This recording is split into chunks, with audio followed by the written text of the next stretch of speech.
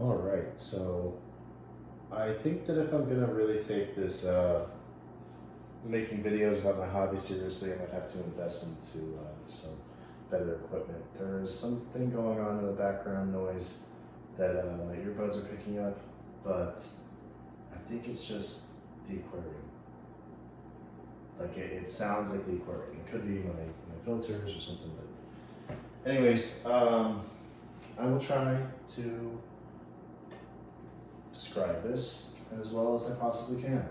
So I picked up this tank off of a buddy of mine that I met through the Facebook fish trading group here in Las Vegas.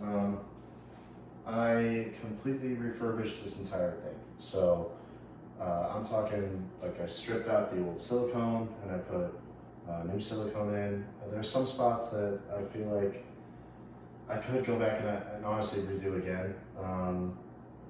I do know what I'm doing, so I don't, in some spots, I don't know, maybe I was just rushing or something. But I think if I were to do it over again, I would elect for the more modern look of the black silicone. I think it might look a little bit better with this kind of look, with the black sand and the black background. The next thing is that I completely sanded down this aquarium stand. This used to be completely black, got rid of all that, and then these cabinet doors used to have a red face on the front. Not like a literal face, sorry, the cabinet door face was red, sorry. That's like a little bit of my woodworking background, I think, coming in. But,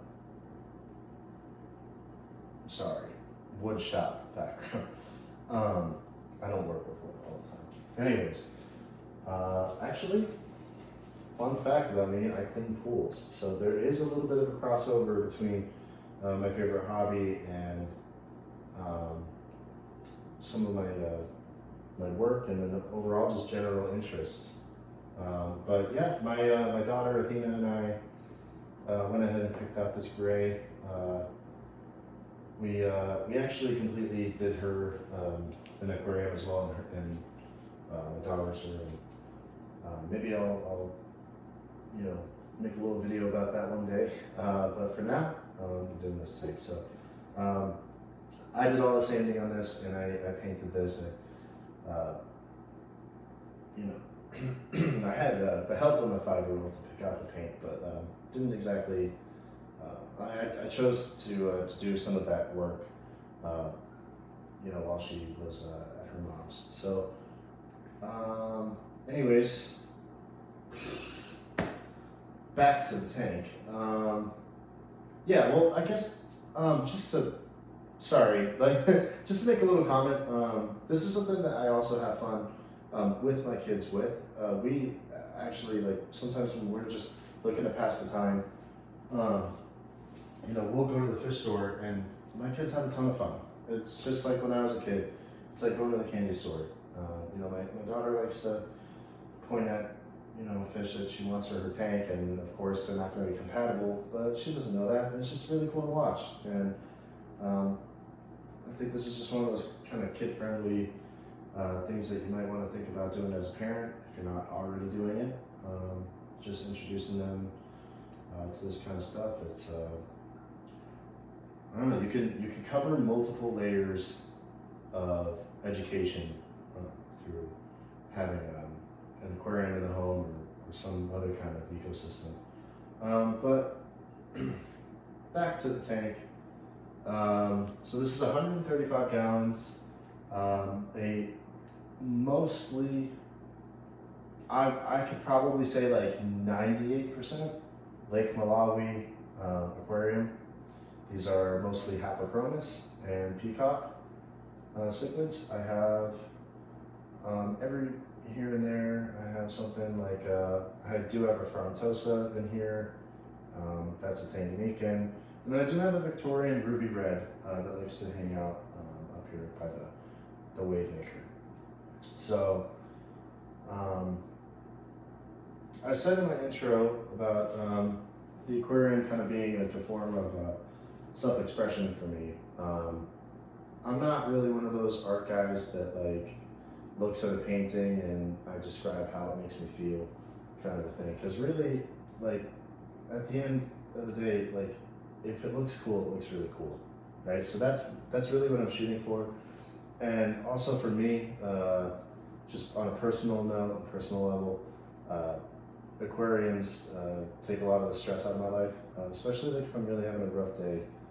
Like, it's like really good for me to just like do something aquarium related, even if it's just like cleaning a filter or sitting here and watching. So this wood piece that I have in here, this piece of driftwood, I actually just put in today. I've had it actually kind of just sitting around. I had to put it together. I think I might actually cover this in my intro. So anyways, overall, like I said, Malawi tank. Other than that, I have some pretty cool other little additions to the tank. I have 3 eels in here.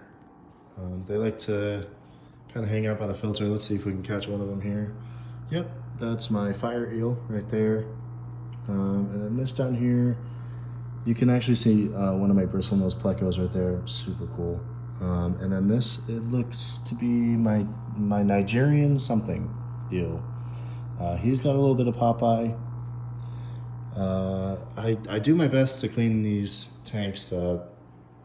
In the last video, sorry, in the last attempt to take this video, I fed the fish, so it's actually a little more cloudy, and you can kind of see some food particles kind of floating around. But anyways, general things to point out about this tank. Right here, we have my OB Lawanda. Thank you, Harry. Jalo Reef right there. Actually, this is 3 of them. I have 3 Jalo Reefs right here. That's one of the Jacobs. Blue Dolphin. Probably the coolest OB Peacock I've ever seen and ever owned. Right here, fully grown adult, super beautiful. He likes to puff out and everything. It likes to flex on him, I think I like to say. This is another really cool OB right here. Let's see if I can get him to turn. When the water is really clear, you can see he's got this white on him that it just reflects like snow. Super, super beautiful fish. And then even though despite the pieces, like the little spots of algae that you see in here, I actually do have, you already saw one of the Bristlenose, but I actually have 2 blue phantom plecostomuses right here. They kind of just all hang out on the filter. You can see the tail of one right there, and then another one right there. Those are my albino Bristlenose Plecos. They're actually a breeding pair. In the tank that I had before, the 75-gallon, they did lay eggs, but they were unsuccessful. I have cichlids, so I'm assuming they got eaten. But anyways, here we have this is a Featherfin Synodontis catfish. I have a few of them in here. And then in here you can actually see my my other Synodontis catfish. I don't remember what that one is. But I have multiple kinds of Synodontis in here. Featherfin, Schoudenti, Cuckoo. Yeah, I think that might be all 3. I might have a 4th. There's one in here actually that's like kind of skinnier looking, and I can never tell if it's like a cuckoo or if it's just like, I don't know, like bad genetics. But this is my tire track eel, and look, he's all curled up and balled up like a little snake. So he's pretty freaking cool. Those are my oddballs for the aquarium. Except for the cichlids, of course, that I mentioned. Those are just like, you know, I think probably the highlights of the aquarium. Here's my regular Lawanda. Before I had referenced the OB Lawanda. So same physical body structure, and then the other one just has the orange blotch, genetic trait. I do actually see a problem right here. I'm catching this live. This OB back here, he looks like he's having a little bit of a swimming problem, and a little bit of a swollen belly. So we'll see if I could get some Melafix in here or some Canaplex. And then maybe I'll do another kosher salt treatment. I know that works for Popeye, and I think it might even work for some bacterial infections. Anyways, yeah, I hope I don't lose him in the next like 24 hours. I'd like to get him some help. Anyways, just to move on. So I elected for black sand in this tank, and I went for Dragon Rock. This is actually, Dragon Rock is from Japan. I forget what island it's from. It's not Okinawa, but it's just an island off of Japan. Super cool. I know some people use it for their planted aquariums because it looks super cool. I mean, it's like got all these little holes in there, like a big sponge. I could totally see why it would look good for plants. But I went for it just to kind of have a different look for my aquarium.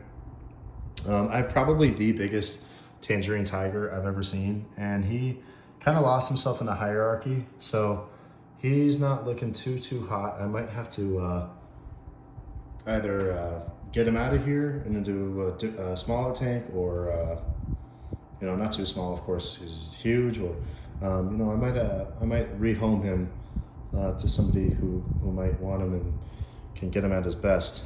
The last thing I think that I'm going to talk about is actually, here, let's put the camera down, or I'm going to put the camera down. I want to talk about the skull. So I've had people kind of swipe up on my story on Instagram and make some comments about the skull. No, I'm not a devil worshiper. I'm actually a baptized Christian. Very much believe in God. I'm going to go ahead and turn on the light. This is what is called a springbok skull. So I got this at a taxidermy shop, and it's I think what it is closest in description that I can kind of just describe it as is it's an African deer. So it's got the antlers, but yeah, this is a little young springbok skull. It used to be actually in my old aquarium that was sitting here before, and ultimately I didn't really like the look. You know, it would get kind of dirty, so also there's like little bones on here, like part of the face on here just kind of fell off, and the only way to put it back on is super glue. I have it somewhere, I just never got to it. But the teeth would fall out, so I'd like have to jam them back in there, and overall I just thought, you know, maybe it just doesn't belong in the aquarium. Plus, like bones, calcium, I'm gonna just assume it does something to the water chemistry. Probably not too, you know, nothing, obviously nothing hurtful. I hardly ever lose a fish, but yeah, just kind of, I don't know. I like the look of it just being over the tank and really encasing the whole, you know, African Rift Lake, you know, African feel. I know it sounds like corny, but I don't know. That's kind of what I mean by, like, it's a form of self-expression. It's like I want to come home after a long stressful day, or like if I got some big problem going on in my life, or really emotionally stressing me out or something. It's like I want to kind of like, you know, take a little bit of a trip to the African Rift Lakes, and I get to do that here in my own home, and it's really blessed to have come across this hobby, and then really thankful that I stuck with it all these years. Yeah, it's just something I really kind of lost the passion for over the years, and regained, especially through some trying times in my life. But I think that I have maybe not gone into full description of every single fish in here, but giving you kind of a general tour of the tank. So I just want to say thank you for watching, and hopefully I continue to make videos. And when I do, I'll make sure to have better equipment and better water quality, all that. I'll get better as I go. So, all right. See ya.